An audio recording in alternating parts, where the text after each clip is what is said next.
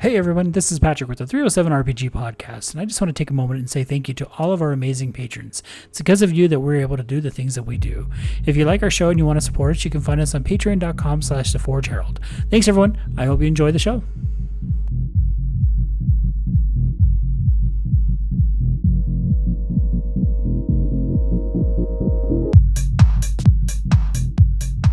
Hello, everybody, and welcome to the 307 RPG podcast. My name is Patrick, and I'm your host, and I'm joined by my co-host. I'm Nolan.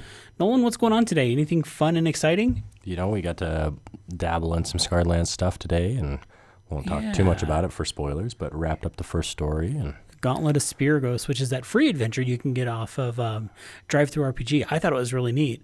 Yeah, it was good. Had the right amount of combat, some investigation, some traps, a little bit of mystery. The monsters were cool. And I just like that they had some different things. I thought that was kind of neat other than just attack. There was some opportunities for some other things to happen. So yeah, it was, I thought it was, not only is it free, I mean, sometimes you get a free adventure and you're like, okay, it was okay. It was a free adventure, but I felt like this would have been a great adventure that I paid for. And I thought it was really well written, really well put together. And it was a great introduction to the world of Scarred Lands. Yeah, and I think, you know, if you decided to be done with it after there, I felt like it was a good closing of it. Yeah. You go about your way. But also want to see kind of what pertains to possibly having wrapped it up too. So yeah, and like Nolan said, we don't want to spend too much time on that because we do have actual plays coming out of that.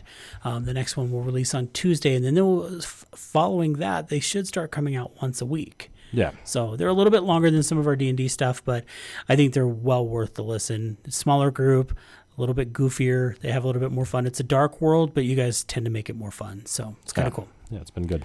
All right, so like we always do, we're going to talk a little bit about news. We do have some stuff from each camp today. We will be skipping Kickstarter because we don't have Cody. And then this time we are going to talk about our first. So whereas with D&D, we broke down the different classes. We did deep dives. We talked about your best way to prioritize your stats and multiclassing and what your best subclass is. Now we're going to be talking about the different clans of Vampire the Masquerade. Now we're going to talk mostly about the 13 high clans.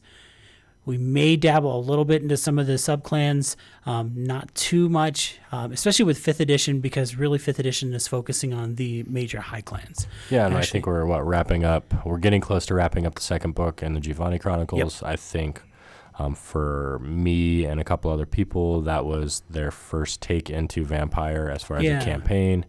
And, you know, we're getting ready to maybe try some 5th edition stuff. I think it'll be fun to help me pick my next class by learning a little deeper dive. So been doing some studying, trying to get caught up and just seeing which one sounds cool. So it's going to be fun for me as well, just learning. So we're going to start in alphabetical order. So we will be starting with the Brujah clan, but we'll get to that in just a little bit.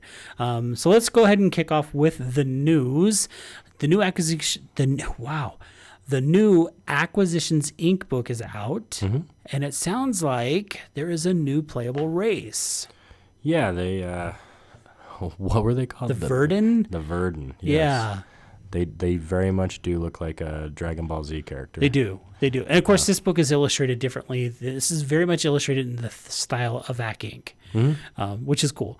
So it looks like, of course, I don't have the book. Cody would be the one who has the book because he loves Inc.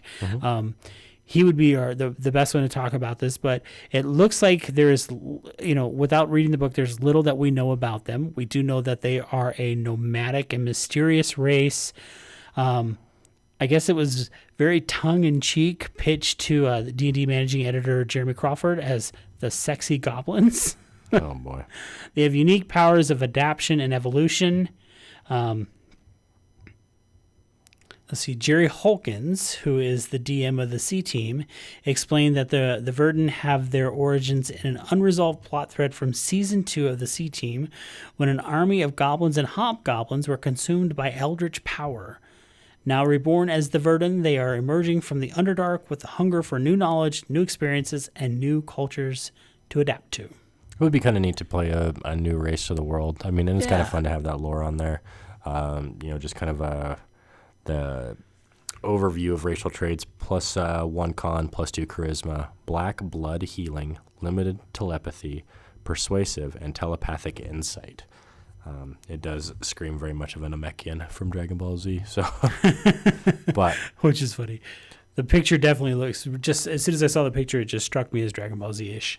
So Which is cool. Yeah, it adds to the thing.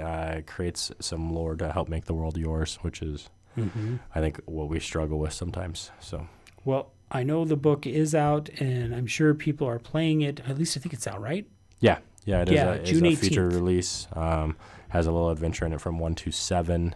So, kind of another whirlwind trip of the Sword Coast, and another way to introduce people.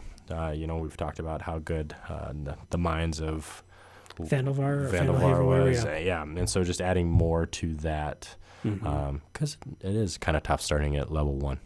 Yeah, and have it be exciting and challenging and feel a part of the bigger world. So absolutely. Over at Onyx Path, we had a new book come out for Scarred Lands, actually. It is Blood Sea. This is specifically written for 5th edition D&D rules. And it sounds like it was kind of neat listening to or reading the description of this. It's in the darkest depths of the ocean floor off the eastern coast of Galspad lies the bound titan Kadum. He bleeds endlessly from the hole in his chest where his heart was plucked out. This blood, the blood of the mountain shaker, the blood of the father of monsters, corrupts everything that it touches. Welcome to the Blood Sea. So this is a new source book.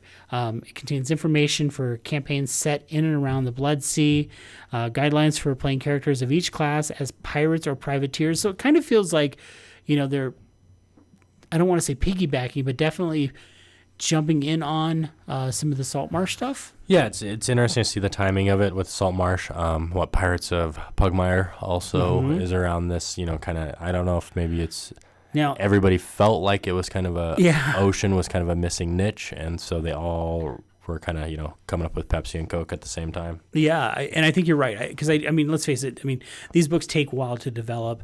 I doubt they're like, they're putting out Ghost of Saltmarsh. We need to put out a pirate book, too. Right. I just don't know if there's enough time. Yeah, You'll see that with so. video games and stuff like that, but it just happens that it just followed along with that. And maybe they did just copy it. Who knows? So. Yeah, well, I doubt it.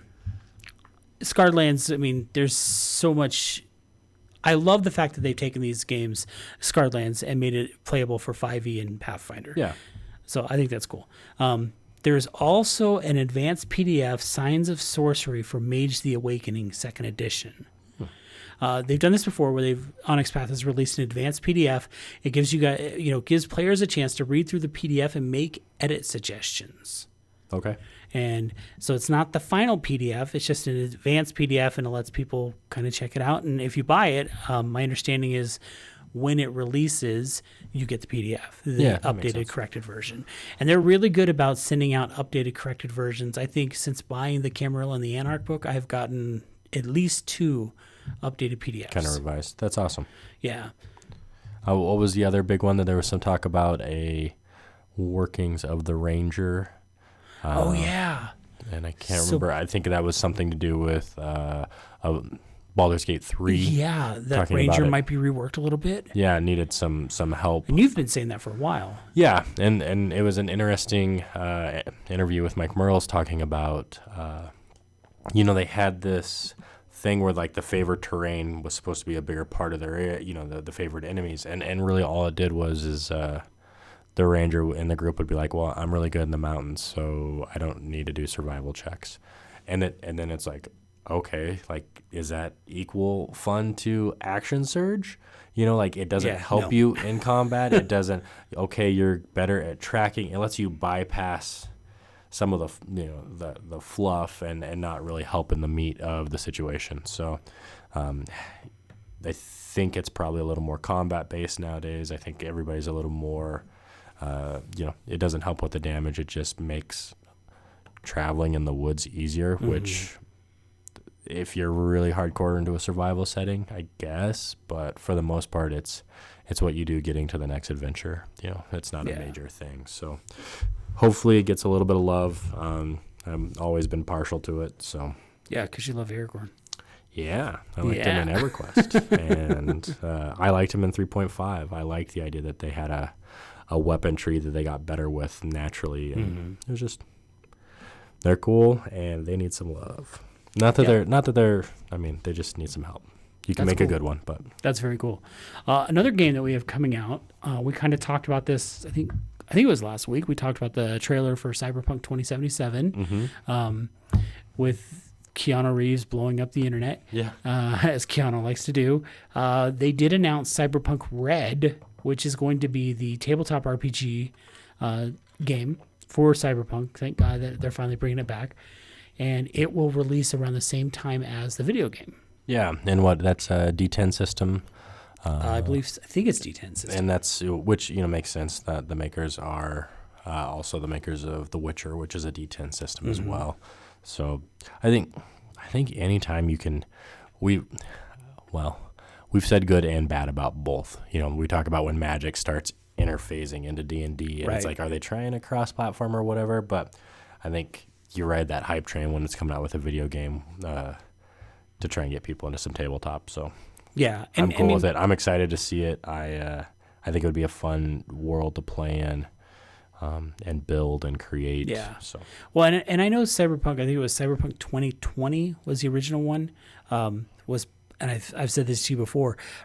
Possibly my favorite RPG that I never played. right. I loved movies like Johnny Mnemonic or even Bright. I know Bright didn't do very well. People didn't really like it. Bright was more Shadowrun than it was Cyberpunk, but I love that whole type of futuristic science fiction, cybernetic augmentations to your body. And it's not like Shadowrun, at least, has had a video game before. I played the hell out of it. Right. I can't remember if Cyberpunk ever did or not. Cyberpunk was always that game that I wanted to play. Like I think there was a card game for it.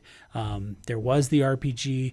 I could never get a group to play it. And I think then it was a D6 system, Okay. but I don't remember. I don't remember for sure. It was a long time ago. Well, I think you see that. I always enjoyed the Fable games. Oh yeah. Where it kind of was science and magic kind of grew side by side, and I think that kind of leads to that steampunk style thing. And, when we did the Hidden Shrine of Tamajane and that 5,000 year guess, I wish we all would have failed. And you would have had to be like, you guys wake up fully preserved in a museum 5,000 years in the future. Yeah. What do you do? No, you don't wish you would have failed. You would have thrown something at Oh man, for me that would be just. I was like, what would you do? Like, what would you do if there's just real magic in a world like that? I don't know, crazy stuff. Yeah, but I'm excited to see some different worlds. I think it helps incorporate into your own storytelling. You can alter some adventures or whatever to just change the time, place, location a little bit, and make it your own. So. And again, I love Cyberpunk. I love the whole storyline of it. I think actually Cyberpunk and Shadowrun are what made me really like the technocracy in Mage Ascension. It always kind of rang in similarities to me. So I'm really excited about this game. I'm excited about the video game, and I'm excited about the tabletop game. Yeah, I hope it's good. I do too. Okay, so I don't have any more news. Do you? I don't think so. I don't think so either. So that means we are going to talk about the Brujah clan. A little bit of background for me on the Brujah. I want to say this was the very first clan I ever played. Okay. So we're going back to 1994, 93, 94, somewhere around there. This was the clan that resonated with me, and for reasons why we're going to go over. Until the Ravnos came out, I absolutely adored this clan. I wanted to be everything Brujah. The reason being is the Brujah are the rebels. This is the clan that, that's just what they do. But let's talk about the history of it. So you want to go first? Well, I think that the interesting thing is where they are compared to where they were. And the rebel, I think I think when I first looked at Brujah, it kind of had a negative thing as far as that, like where it wasn't necessarily what it started with. It was more of just not question authority, but question everything, and it seemed like their first attempts at civilization and enlightenment and stuff like that was just, well, if we don't know, we need to ask the question. And it kind of became a lot more violent than what it was. So seeing that what they were of this enlightened, educated thing, trying to create a perfect society is such a fascinating, how did we get there? And that's a cool, I guess that's a cool journey and leads to what makes it more interesting than I gave them initial credit for. So knowing these microphones, I'm going to take a sidestep here for a second. Knowing these microphones, you can probably hear thunder in the background. There's a thunderstorm going on, and It wasn't supposed to happen today. It just cropped up. So if you hear thunder, we apologize. That's Mother Nature. So yeah, let's talk about a little bit about where they started and why they became what they are. So originally with the Brujah, they're antediluvian, whose name has always been kind of, is it Brujah? Is it, I don't even know how to say it, Ilyes, Ilyes? Right. Is it, which one is it? Do we know? Some people even say it's Troil the Elder, but I argue with that one. And maybe I shouldn't, because there was a schism that happened. So Brujah was one of the original clans for vampire. It's one of the original Camarilla clans, and it was one of the original clans that Cain created when he began creating children. Cain also, so you had this huge thing that happened where the third generation rose up and slew the second generation, and Cain punished them. And he punished the Brujah by giving them this ability to, well, clan weakness. They struggled to resist frenzy. In fact, dice difficulty against frenzy for Brujah increases by 2. So that was their clan weakness that Cain cursed them with.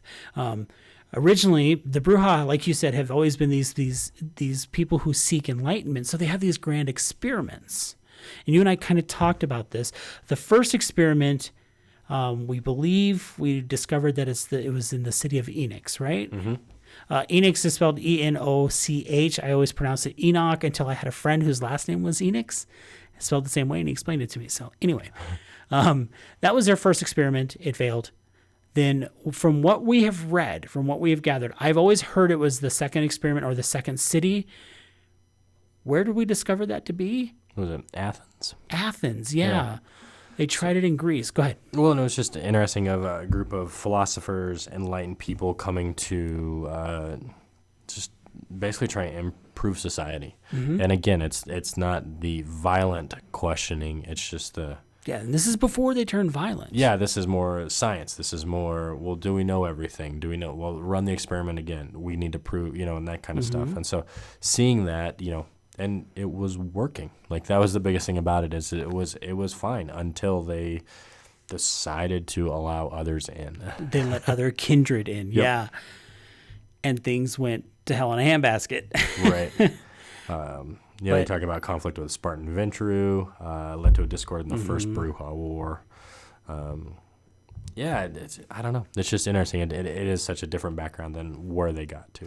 So there is a situation that happened within the clan where this schism is created, this branching of the clan. And that is, it is believed that Troil, who is a child of Brujah, Troil the Elder, diablerized Brujah. Brujah, Ilyes, however you want to say it, whatever the name of the antediluvian is, Troil diablerized him. Now, I have read that Troil is a woman. I have read that Troil is a man. For this case, because I've always said it was a woman, I'm just going to say her. If I'm wrong, I'm wrong. I don't care.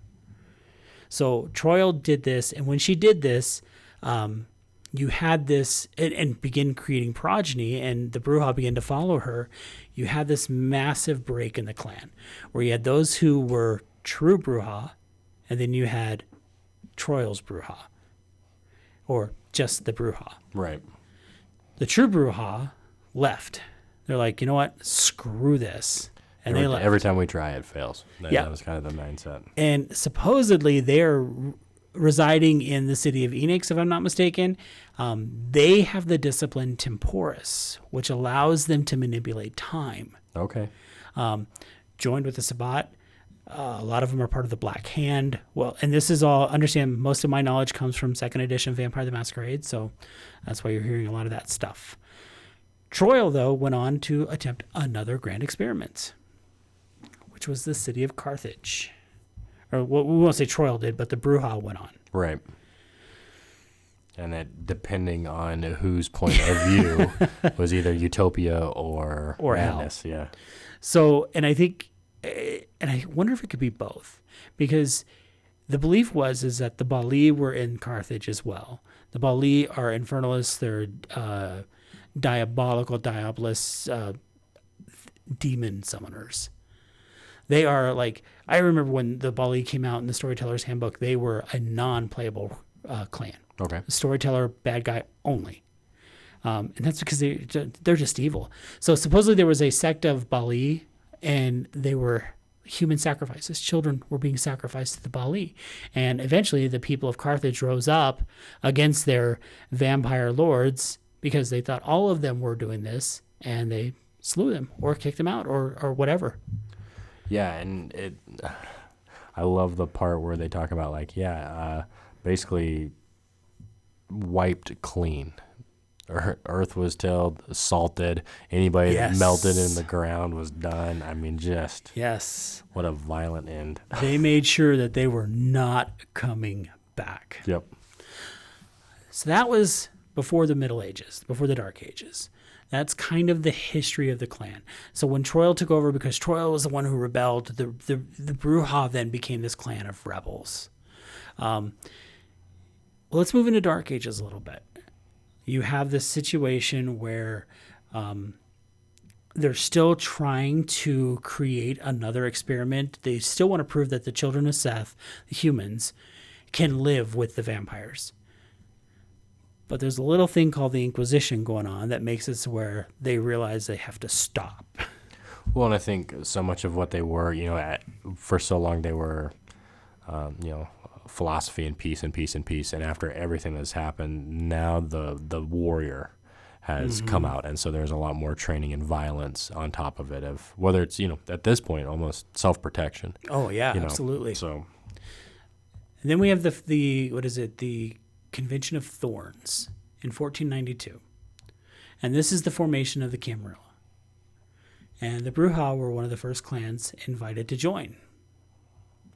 So we had a union of these 13 clans. Or, I'm sorry, is it 13? I always get this wrong. Let's see, we have the Brujah, the Gangrel, the Nosferatu, the Ventru, the Tremere, the Toreador. I'm missing someone. I think it's 7 clans. Oh, Malkavian. So you had 7 clans that formed the Camarilla, and the Brujah were one of those 7 clans. The other clans, they didn't, they had the option of joining, like the La Sombra, the Simisi, things like that, but they chose not to. Mm-hmm. These are the 7 founding clans of the Camarilla. The Brujah, there was also an Anarch War that was led by Brujah during this time period. And things didn't go exactly how they wanted it to. So you have the Brujah come into the Camarilla.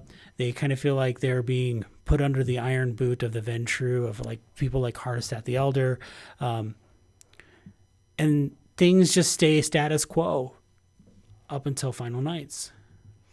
Yeah, it seemed like during those time periods of more of the extreme, again, almost like a rebelling teenager. Yeah. That control was so heavy that anytime there was an extreme faction movement of some sorts, they were usually drawn to it. So, I mean, it's not necessarily good, bad, whatever, but if it was new and a wild idea, it was an attraction. Mm-hmm. So in Final Nights, you have this, and I say Final Nights because this is when White Wolf decided they were just going to end everything, and which made no sense to me. You have this Brujah by the name of Theo Bell, and Theo is an Archon, and he's incredibly powerful, and if I'm not mistaken, he's in Washington, D.C., and I don't know exactly what happened, but for some reason, he leads, the Convention of Prague, if I'm not mistaken. Mm-hmm. He leads this rebellion, and he kills Hardestat and Hardestat's child, Jan Peterson. And then he's like, you know what? Peace. I'm out. Yeah, walks away. And he walks away from it all and becomes an anarch. And that's really when the Brujah left the Camarilla. They said, you know what? Screw it. We're done. Which kind of leads us to where we are now with the Brujah. They're no longer a part of the Camarilla. Theo Bell is kind of heralded as a hero. And the Anarch Free States, which we didn't really talk about the Anarch. There's a couple things we didn't talk about, and we'll go back to that. So that takes us, again, where we are now. So let's talk about other experiments that the Brujah attempted. First and foremost, we have the Anarch Free States, led by Jeremy McNeil. He decided he wanted to set up this area that was not organized or not ran by the Camarilla, not ran by the Sabbat. It was a place where the Brujah could be Brujah. Things were going well until such time as the Kuei Jin, which are kindred of the East, decided to take over San Francisco. The Camarilla began to just really push influence in there. And then he was betrayed by a Brujah by the name of Tara from San Diego, which caused that experiment to collapse. We have Russia. Again, Russia decided, you know what? They jumped in with the Soviet Revolution. They were like, okay, we're gonna have another experiment. We're gonna see if things can work here. Problem is they got Baba Yaga to come out of torpor. Right. And she's like, no, not happening. And that lasted until the Niktuku, which are this evil, nasty, horrible Nosferatu, destroyed Baba Yaga. And I thought I read that Durga Sin had something to do with that too, which would make sense. Yeah, very good. So we are now at V5, essentially, and we have some interesting stuff that comes from the Brujah here. Yes, there are Brujah anti-tribu, those who sided with the Sabbat, and then you just have a lot of Anarch Brujah. What are your thoughts on the clan as a whole? Well, like I said, I think I feel that I probably didn't give him the credit when I first read through him as just being, kind of your violent brute rebel. Didn't they? Was that the clan that kind of got the? If it was a bad violent group, like that was kind of what they were supposed to be or whatever, and I don't feel like that probably is the case now. Of it doesn't necessarily need to be all violent of neo-Nazi style, like just Yeah, this is the clan that got White Wolf in trouble in the V5 rule book because they said something about drawing influence from like neo-Nazis. Right. So talk about that real quick. First off, Nazis are bad. Fuck Nazis. Talking about this though, when I remember when I picked up the first Brujah clan book, it was absolutely in there. Mm-hmm. They talk. It's a different time period from 1993, 94 to now. Mm-hmm. It was okay to mention it then because again, White Wolf pushed the edge on everything. Right. Things are a little bit different there now, but yeah, this was the clan that got him in trouble. Yeah, and so I think when it has that thing, it's like, well, that's not at all what I would want to play or whatever, and then understanding what it is of more just pushing the boundaries of whatever. I mean, they are they are just kind of mad scientists when it comes to social situations. Yeah. Right, wrong, or indifferent. Most of the time, if not almost all the time, they're on the wrong side of it because it is that extreme. And anytime you start to buck control, you usually get put down. And so when I think of Brujah, did you ever watch the show Sons of Anarchy? Mm-hmm. You could, if that whole biker gang was embraced, they would all be Brujah. Right. They, again, people who buck the system, they do things their way. Mm-hmm. When I think of like that guy and, that who works in a corporate office who hates the way things are done, and he decides, he's going to change things. He's going to make these changes. And it's that rebellious spirit to me that symbolizes what a Brujah is. Right. It's not just the raucous rebel right. who's causing trouble. It's not a blunt instrument of violence. I mean, there is some stuff, they would make great lawyers for, just different reasons of, just that type of thing. I liked, or the other thing I liked about him or didn't like about him was their embracing of just being kind of, there is not a lot of control in that either of just random, where it seemed like everything else was very thought out and it was supposed to be this meaningful connection and it was a big deal to have a child, basically. And here it's just like, yeah, fuck it, bind them. See what happens. We need more. It's just, I don't know. It's just a little too chaotic for what I, first was thinking, a little too violent. And I think it would be fun to go, again, now that against, again, we talk about it in D&D, don't play the stereotype. You can have a lot more fun. And I think it would be fun to play a Brujah lawyer that, is doing his best to turn shit on that. He would be a prosecuting attorney against corrupt, whatever, the man, or whatever. Like, he would be the guy that would go after corrupt cops or whatever, just to you're gonna threaten me now, like do Yeah. like go ahead, do something See, stupid. and I love that because you can say, okay, let's think about a rebellious spirit and how can we make that so where maybe it is a noble effort, Right. and maybe he is the guy that's finally on the side of good. A good way to even yeah. just sow chaos by tilting the system a little bit, yeah. and it's like Yeah, he's not doing it for the right reasons. He's doing it for the fun of it, to watch higher up Wait, is he squirm or whatever. Maccabian? Yeah. Hear the voices. So in our Giovanni Chronicles game, Zach is playing a Brujah, and he's playing that blunt force weapon. Yeah, a very violent fighter, soldier, embraced in that way, embraces that almost feral. I mean, you could flip him and be a werewolf real quick, no just kidding. from that violent side of things. So, And I think even and I love that Zach plays his character so conflicted.